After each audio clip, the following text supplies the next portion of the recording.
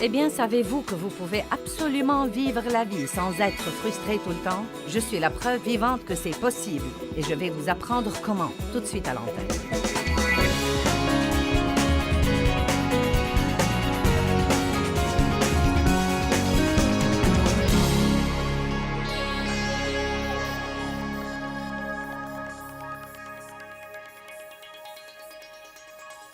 Je veux vous parler beaucoup ce week-end de la grâce de Dieu. Et c'est un mot que nous entendons souvent, mais je ne crois pas que nous comprenons vraiment ce que veut dire la grâce. Je crois qu'il y a une grâce disponible pour nous tous les jours de notre vie, pour toutes les situations que nous vivons. Dieu ne va jamais nous mettre dans une situation ou nous permettre d'être dans une situation sans nous donner la capacité d'être là et d'être là avec joie. Maintenant, je veux vraiment que vous compreniez ça parce que beaucoup de gens sont dans des situations où ils me disent « Eh bien, tu sais, je reste dans cette situation parce que je crois que c'est ce que Dieu veut que je fasse. Mais je suis si misérable, je suis si frustrée et je suis si malheureuse. » Vous voyez, cela ne marche pas. Parce que si Dieu va vous demander de rester dans un mariage difficile, il va vous donner une grâce spéciale pour rester là. Et cela veut dire que vous devriez pouvoir rester là et avoir la paix et la joie parce que vous aurez une grâce spéciale pour une saison spéciale et une situation spéciale dans votre vie. Et ce devrait être une grâce que les autres verront et diront « Je ne sais vraiment pas comment tu fais ça. » Au lieu de vous entendre dire tout le temps « Je ne crois vraiment pas que je peux faire ça », ils devraient vous regarder et dire « Je suis vraiment stupéfié que tu puisses faire ça et toujours avoir tant de paix et tant de joie. » Vous voyez, je crois vraiment que l'attitude avec laquelle nous vivons, le niveau de joie, le niveau de paix, le niveau de stabilité est vraiment ce qui prêche un message aux gens qui nous entourent. Je crois qu'il ne s'agit pas tant de ce que nous leur prêchons que de la manière dont nous vivons devant eux. Et surtout de la manière dont nous vivons quand les choses ne vont pas très bien pour nous tout le temps. Et si vous êtes dans le monde depuis longtemps, vous saurez déjà qu'il y a peu de journées qui vont exactement comme vous voulez, n'est-ce pas? Il y a toujours différentes choses qui se passent qui ne marchent pas exactement comme nous voulons. Et donc, avant d'apprendre que votre joie ne doit pas être basée sur vos circonstances, vous n'aurez que ce que j'appelle une expérience de yo-yo, en haut et en bas, en haut et en bas, en haut et en bas, en haut et en bas. Nous devons donc trouver un moyen de rester heureux quand nos circonstances ne nous conviennent pas, ou quand nous n'avons pas un exaucement aussi vite que nous le voulons, ou quand les gens qui nous entourent ne sont pas ce que nous voulons qu'ils soient, ou quand ils nous énervent, ou quand nous avons une déception, ou toutes ces autres choses qui arrivent. Et il y a quand même un moyen, et c'est la grâce de Dieu. Nous entendons dire bien des fois, vous savez que la grâce, c'est la richesse de Dieu aux dépens de Christ. Et vous savez, c'est une bonne définition, mais à dire vrai, elle est un peu trop spirituelle pour moi. J'ai besoin de quelque chose qui la mette dans un format pratique pour moi. Donc, je voudrais juste vous dire que la grâce est la puissance de Dieu pour vous aider à faire tout ce que vous devez faire. La grâce est une puissance. C'est une puissance, puissance, puissance. Et nous recevons la grâce de Dieu par la foi. Tout vient à nous par la foi que Dieu nous donne également. La Bible dit que Dieu a départi à chacun une mesure de foi. Mais que faites-vous de votre foi? Est-ce que vous mettez votre foi en vous-même? Est-ce que vous essayez de résoudre vos propres problèmes? Est-ce que vous essayez de comprendre les choses? Est-ce que vous essayez de vous changer vous-même ou changer votre famille? Est-ce que vous essayez d'amener vos enfants à faire ce que vous voulez? Est-ce que vous essayez de faire remarquer à votre patron que vous devez avoir cette promotion? Ce n'est pas la grâce, c'est les œuvres.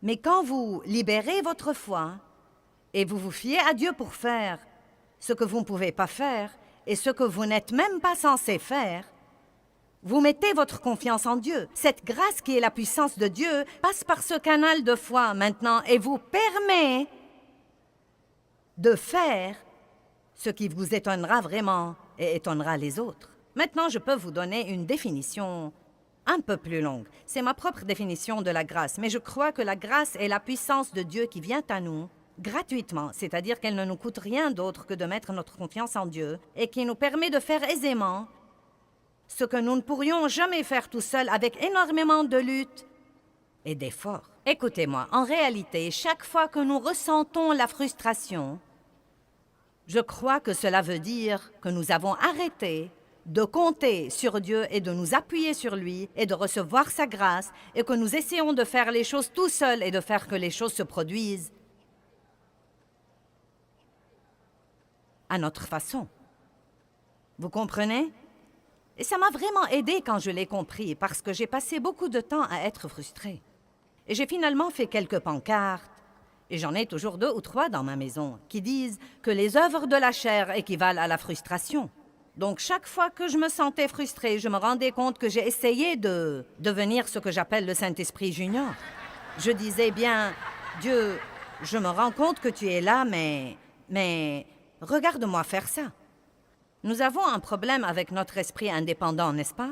Nous avons du mal à compter sur Dieu en toutes choses. Donc la grâce est non seulement la puissance de Dieu pour le salut. Ne la limitons pas au salut. Eh bien oui, nous sommes sauvés par la grâce. Mais pas seulement nous sommes sauvés par la grâce, mais la victoire dont nous avons tellement besoin tous les jours de notre vie vient aussi par la grâce de Dieu. Vous qui avez reçu le salut par la grâce, dit la Bible dans Galates chapitre 3, est-ce que vous croyez maintenant que vous allez atteindre la perfection par la chair? Croyez-vous vraiment que Dieu nous sauve et nous aide quand nous sommes à bout et quand nous sommes si prêts à abandonner et renoncer que nous disons finalement « Dieu, je sais que je suis un gâchis, j'ai gâché toute ma vie, je ne peux rien faire, aide-moi ». Croyons-nous vraiment qu'il nous lance un ballon de football et nous dit ensuite « Bien maintenant, marquez le but final » ? Non, tel que vous avez reçu le Christ. Vous devez vivre de la même façon tous les jours de votre vie, et cela veut dire dans une dépendance complète, totale, envers lui. La grâce est comme la lumière. Et ce que nous faisons bien des fois, c'est de lutter contre l'obscurité alors que nous devons allumer la lumière. Amen. À quoi sert de venir ici et de lutter contre l'obscurité, nous heurter les uns contre les autres, trébucher les uns sur les autres, essayer de tabasser l'obscurité alors que ce que nous devrions faire, c'est d'aller quelque part et d'allumer la lumière. Et quand la lumière jaillit, elle engloutit l'obscurité. Et je crois que trop souvent, nous luttons avec nous-mêmes et nous luttons avec nos faiblesses et nous essayons de nous changer et nous sommes furieux contre toutes ces choses dans notre vie. Alors que tout ce que nous devons faire, c'est de répandre la lumière sur la situation et cette lumière engloutira cette obscurité et s'en débarrassera. Amen. En fait, il y a un verset dans Galates que je crois que nous devons mieux comprendre. Il dit « Marchez selon l'esprit et vous n'accomplirez pas les désirs de la chair. » Il ne dit pas « Conquérez la chair pour que vous puissiez marcher dans l'esprit ». Si nous focalisons sur Dieu et sur sa bonté et notre relation avec lui et son amour pour nous, tant de ces autres choses se dissiperont à cause de la puissance de Dieu dans nos vies. Au lieu de cela, nous croyons que nous devons nous débarrasser de toutes ces choses répugnantes pour que Dieu puisse venir et avoir une relation avec nous. Marchez selon l'esprit. Focalisez sur la marche selon l'esprit. Et vous n'accomplirez pas les désirs de la chair. Ne luttez pas toujours contre le diable. Je crois parfois que nous luttons contre le diable plus que nous n'adorons Dieu. Allez maintenant. Eh bien, le diable ceci, le diable cela, le diable ceci, le diable cela. Je me suis surprise à penser, non mais c'était il y a de nombreuses années, mais j'ai en fait dû me rendre compte dans ma vie que je passais plus de temps à parler au diable et du diable que de Dieu. Et nous ne devons pas faire ça. Non mais Jésus l'a pratiquement ignoré, et s'il devait vraiment dire quelque chose, il disait « il est écrit ». Il est écrit. Il n'était pas irrité contre lui et déprimé à cause de lui. Il n'a pas cru ses mensonges. Donc nous devons focaliser sur la lumière. Donc, la grâce est la puissance, tout simplement. C'est la puissance de Dieu disponible aussi énormément que vous en avez besoin. Certains ont besoin de plus de grâce que d'autres. Peut-être que vous êtes dans un mariage plus difficile que 10 de vos amis. Eh bien, Dieu vous donnera plus de grâce. Peut-être que vous venez d'un milieu plus dur et il vous faudra peut-être un peu plus de travail et de la grâce de Dieu dans votre vie pour vous rendre meilleur que quelqu'un d'autre, vous savez, qui a été élevé comme ça et vous savez. Je connais des gens qui ont été parfaitement élevés. Non, mais leur maman et leur papa les aimaient beaucoup et les prenaient chaque semaine à l'église, et ils s'amusaient, et ils avaient des fêtes, et tout était vraiment magnifique, vous savez. Mais Dieu a fait une grande chose dans ma vie aussi. J'avais besoin de plus de grâce qu'eux dans certaines situations. Mais quelle que soit la grâce dont vous avez besoin, vous ne devez jamais vous dire « Eh bien, vous savez, j'aurai toujours une vie de deuxième ordre » ou « J'aurai toujours une situation moins que meilleure parce que je n'ai pas eu un bon commencement ». Arrêtez de vous inquiéter du commencement et soyez déterminés à avoir une grande fin. Combien d'entre vous sont déterminés ce soir à avoir une grande fin? La vie est très, très frustrante sans la grâce. Vous savez, Paul a prié une prière dans Éphésiens 1. Il a prié plusieurs choses, mais une des choses qu'il a priées me frappe toujours. Il dit « Je prie que vous sachiez la puissance. » La puissance. Vous aimez ce mot? Je prie que vous sachiez la puissance disponible pour vous qui croyez. Vous devez comprendre que vous n'êtes pas censé mener une vie faible, frustrée, exaspérée, malheureuse, troublée. Chaque jour de votre vie doit être quelque chose qui vaille la peine de sortir du lit pour le vivre, quelles que soient vos circonstances. Mais vous devez savoir comment recevoir la grâce de Dieu. J'ai passé tant d'années de ma vie chrétienne frustrée. Oh, mince alors! La frustration est horrible. Elle l'est vraiment. Je pensais ce soir, je suis sûre que vous savez tout ce que ça fait, mais j'essayais de trouver un moyen de l'exprimer. C'est cette chose en vous. Vous sentez vraiment que vous allez exploser si vous ne pouvez pas obtenir ce que vous voulez.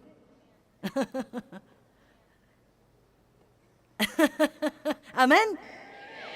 Vous vous dites, « Oh, si je dois subir ceci un jour de plus, je ne pourrai pas le supporter. »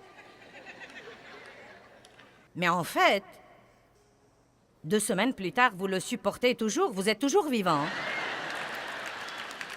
Et vous savez quoi? Vous le supporterez peut-être 1 an et vous serez toujours vivant et... Donc il n'y a aucune raison pour être malheureux. Vous feriez aussi bien de prendre la décision ce soir que quelle que soit la durée de votre voyage et que quel que soit le chemin que vous prenez, que Dieu vous aime et qu'il a un plan unique et individualisé pour vous. Et que ce que vous ne comprenez pas maintenant, vous le comprendrez plus tard. Jésus a dit à ses disciples, « Ce que vous ne comprenez pas maintenant, vous le comprendrez plus tard. » Et nous avons tous des choses dans nos vies où nous pouvons revenir sur le passé et dire « Oh, je comprends maintenant » ou « Bon sang, vous savez, c'était la chose qui m'a vraiment changé. C'est ce qui m'a fait grandir en Dieu. C'est en ce temps-là que je me suis tellement approché de Dieu. » Mais nous aurions fait quoi que ce soit pour en sortir quand nous étions là-dedans. Non, mais je sais que certains d'entre vous sont nommés, vous êtes au milieu de cette affaire de frustration. Et que vous la ressentez, vous vous dites « Je ne peux plus supporter désormais. » Et quand nous sommes frustrés, écoutez, c'est très simple. Mais ça m'a aidé quand Dieu me l'a révélé. La frustration, c'est quand nous essayons de faire quelque chose à propos de quelque chose alors que nous n'y pouvons rien. C'est le comble de la frustration. Quand j'essaye de faire que quelque chose se produise, que seul Dieu peut faire. Et en réalité, si je continue à essayer de le faire, je rends les choses pires. La frustration vient quand vous essayez de faire que quelque chose que vous voulez se produise, ou quand quelque chose que vous ne voulez pas se produit et que vous essayez de vous en débarrasser. Mais dans les 2 cas, nous sommes frustrés quand nous disons « Je n'accepte pas ça. » Donc, Un exemple de ma vie, et je suis sûre que c'est le cas de beaucoup d'entre vous, et nous allons en parler un peu ce soir, c'est que j'ai passé beaucoup d'années à essayer de me changer, à essayer d'être quelque chose de différent de ce que Dieu m'avait créé pour être. Je n'aimais pas ma personnalité, je ne me l'ai pas donnée. Vous savez, je ne me suis pas donné ma personnalité, je ne me suis pas faite hardie et franche et forte et expressive. Je ne me suis pas faite comme ça. Quand Dieu distribuait les personnalités, je ne lui ai pas dit « je voudrais celle-là ». Je n'avais rien à faire là-dedans et vous n'aviez rien à faire là-dedans. Si vous êtes bavard, si vous êtes calme, si vous êtes ceci ou cela. Mais nous regardons toujours quelqu'un d'autre et nous croyons qu'il est l'exemple de ce que nous devrions être. Et donc, quel que soit ce que nous n'avons pas, nous essayons d'être comme lui. Et puis-je vous faire passer un message ce soir? Dieu ne va jamais vous aider à être quelqu'un d'autre. Vous feriez aussi bien de vous apaiser et de décider de vous aimer parce que Dieu ne va jamais vous aider à être quelqu'un d'autre. S'il avait voulu que vous soyez quelqu'un d'autre, vous seriez quelqu'un d'autre à ce moment-là. Donc, en réalité, quand j'ai d'abord commencé à étudier la parole de Dieu, la parole que j'aime tellement, parce que c'est la vérité qui nous affranchit, cela me blesse vraiment quand les gens dans le monde, et il y en a tant aujourd'hui, quand ils disent « il n'y a pas de vérité ». Vous savez, il n'y a pas de vraie vérité. Savez-vous que seulement 13% des chrétiens croient que la Bible est la vérité absolue? Si vous ne croyez pas qu'elle est vraie, à ce moment-là, à quoi bon? Non, mais est-ce juste une bonne idée ou... vous savez. Non, mais comment saurez-vous vraiment que quelque chose est vrai? Je crois qu'un des tests de ce qu'est la vérité est... est-ce qu'elle marche dans votre vie? Je sais que la parole est vraie car je sais ce qu'elle a fait dans ma vie. Je sais que cette parole m'a apporté la paix et la joie et une vie qui vaut la peine d'être vécue. Et qu'elle m'a aidé à me remettre de tout le rebut qui m'est arrivé dans les premières années de ma vie.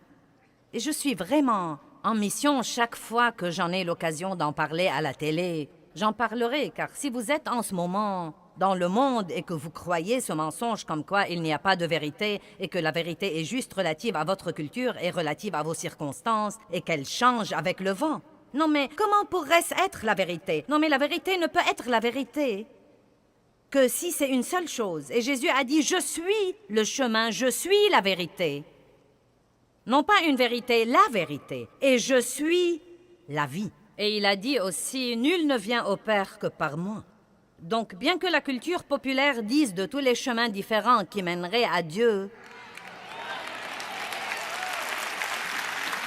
Jésus est le chemin. Et laissez-moi vous dire quelque chose. Le christianisme est la seule religion au monde où Dieu est descendu vers l'homme. Toutes les autres religions nous donnent un système par lequel l'homme pourrait essayer d'arriver à Dieu. Et c'est les œuvres de la chair et c'est frustrant. Et aussi gros que soient vos efforts, vous ne pourrez jamais arriver à Dieu. Il doit descendre lui-même et vous prendre et vous amener à une relation avec lui par sa grâce et sa miséricorde. Amen. Mais quand j'ai d'abord commencé à étudier la parole, et vous savez, je dois dire que j'allais à l'église depuis longtemps avant d'être une chrétienne engagée. Tous ceux qui vont à l'église ne sont pas des chrétiens engagés.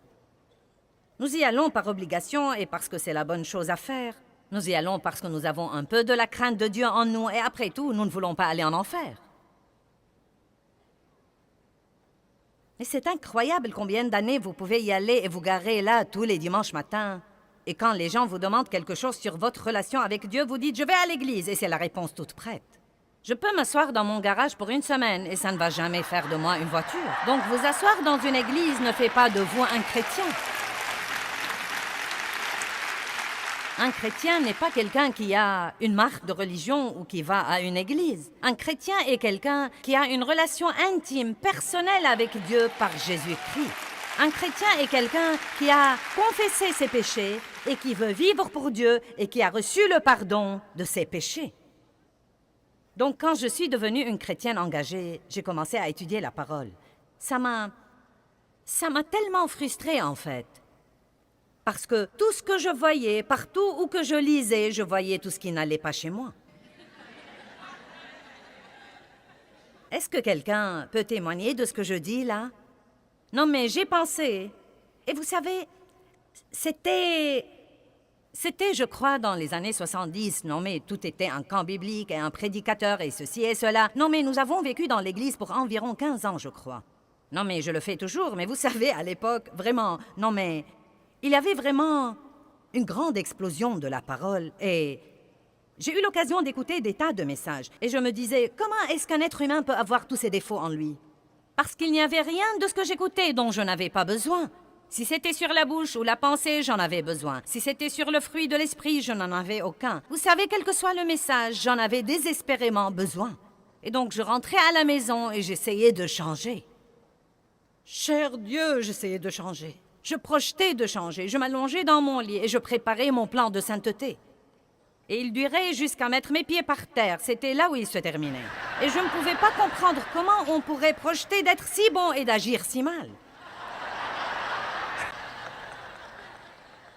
Est-ce que j'ai des sœurs et des frères ici ce soir qui comprennent ça? Mais j'ai finalement découvert quel était mon problème. Allons à 1 Pierre 5. Suivez-moi jusqu'à la dernière partie.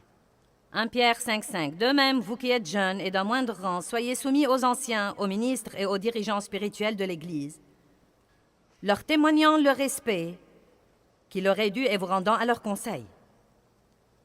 Habillez-vous, revêtez-vous tous d'humilité. Maintenant, puis-je vous dire que vous ne pouvez rien apprendre si vous n'avez pas d'humilité? Car si vous n'avez pas d'humilité, vous avez l'orgueil, et l'orgueil dit « je sais tout et je n'ai pas besoin d'aide, merci ». Et Dieu déteste l'orgueil. Donc il dit que vous devez venir avec humilité et être prêt à apprendre. En l'absence de l'orgueil et de l'arrogance les uns à l'égard des autres, voici ce que je veux que vous voyiez, car Dieu résiste aux orgueilleux. Vous ne voulez pas qu'il soit contre vous. Aux insolents, aux autoritaires, aux dédaigneux, aux présomptueux, aux vantards. Écoutez ça. Et il qui, Dieu, s'y oppose, les frustre et les vainc. Pourquoi donc étais-je frustré? Vous voulez dire que Dieu? Est-ce que tu me frustres, Dieu? Je croyais que c'était le diable. J'ai passé la journée, je te réprimande, je te résiste, diable,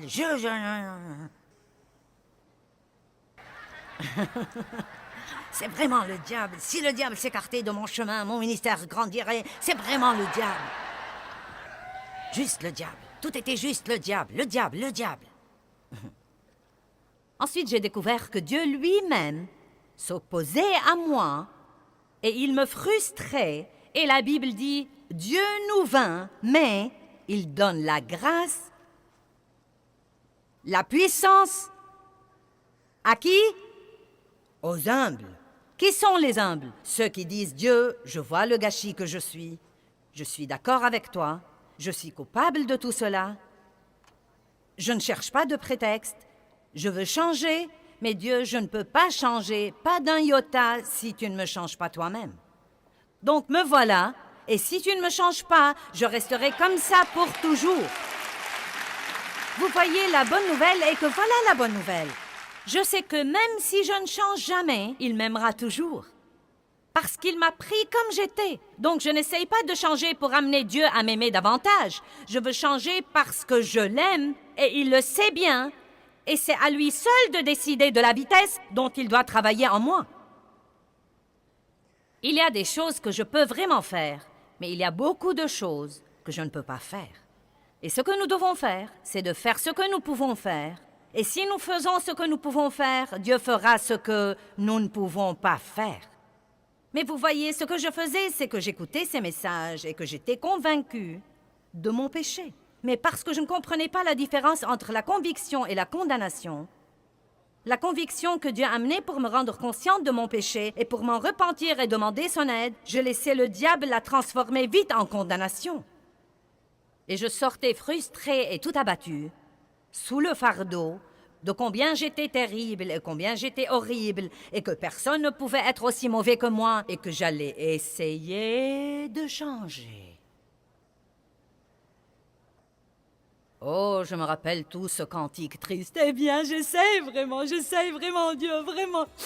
N'est-ce pas que ça a l'air spirituel? J'essaie vraiment.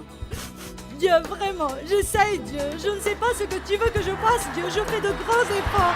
Si tu me montres ce que je dois faire, je le ferai.